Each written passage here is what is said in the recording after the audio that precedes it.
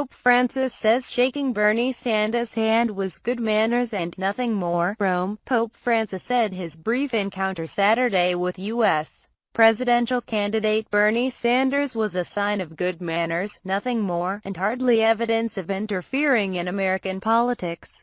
The White House hopeful called it a real honor to meet one of the extraordinary figures in the world, a kindred spirit on economic inequality, which is a main Sanders campaign theme. Francis was on his way to Greece to highlight the plight of refugees, and Sanders was wrapping up his trip to Rome when they met in the lobby of the Pope's residence, the Domus Santa Marta Hotel in the Vatican Gardens. The Vermont senator had attended a Vatican conference Friday on economic inequality and climate change, and flew back to New York for campaign events on Saturday. This morning when I left, Sanders was there. He knew I was leaving at that time, and I had the kindness to greet him and his wife and another couple who are with them, the Pope told reporters traveling back with him to the Vatican. When I came down, I greeted them, shook their hands, and nothing more. This is good manners. It's called good manners and not getting mixed up in politics.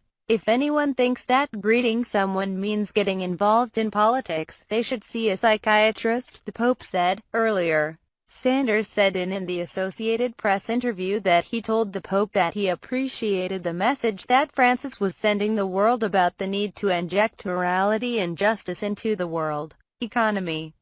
Sanders said that was a message he, too, has tried to convey. We had an opportunity to meet with him this morning, Sanders said. It was a real honor for me, for my wife and I to spend some time with him. I think he is one of the extraordinary figures not only in the world today but in modern world history. Sanders said he had the chance to tell the Pope that I was incredibly appreciative of the incredible role that he is playing in this planet in discussing issues about the need for an economy based on morality, not greed. Sanders and his wife, Jane, stayed overnight at the hotel on the same floor as the Pope. Francis noted to reporters that members of the Vatican conference that Sanders had attended also were staying at the hotel. Jeffrey Sachs, a Sanders foreign policy advisor, said there were no photographs taken of the Pope and Sanders together. Sanders spokesman, Michael Briggs, said Francis was 100% correct that this was not a political meeting, thanking the Pope's staff making the arrangements.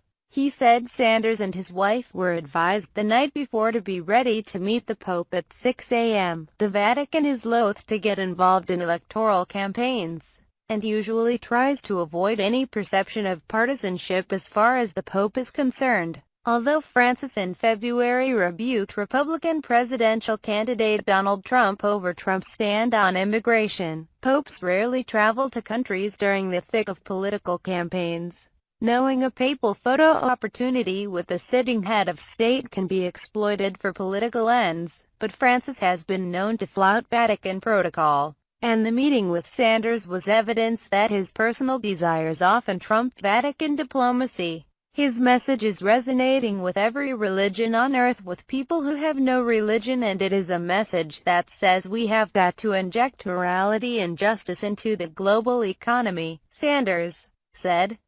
Sanders said the meeting should not be viewed as the Pope injecting himself into the campaign. The issues that I talked about yesterday at the conference, as you well know, are issues that I have been talking about not just throughout this campaign but throughout my political life, Sanders said in the interview. And I am just very much appreciated the fact that the Pope in many ways has been raising these issues in a global way, in the sense that I have been trying to raise them in the United States. Sachs said Sanders saw the Pope in the foyer of the Domus, and that the encounter lasted about 5 minutes. Sanders later joined his family, including some of his grandchildren, for a walking tour of St. Peter's Basilica, one of the holiest Catholic shrines. The trip gave Sanders a moment on the world stage, putting him alongside priests, bishops, academics, and 2 South American presidents at the Vatican conference.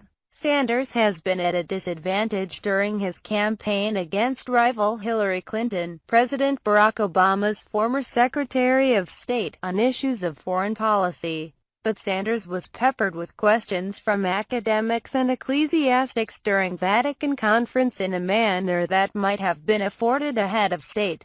The invitation to Sanders to address that session raised eyebrows when it was announced and touched off allegations that the senator lobbied for the invitation. But the Chancellor for the Pontifical Academy, Bishop Marcelo Sanchez Serrando, said he invited Sanders because he was the only U.S. presidential candidate who showed deep interest in the teachings of Francis. Once back home, Sanders was set to refocus on Tuesday's pivotal presidential contest in New York, a state with a significant number of Catholic voters. Clinton holds a lead among the delegates who will determine the Democratic nominee, and Sanders is trying to string together a series of victories in upcoming contests to draw closer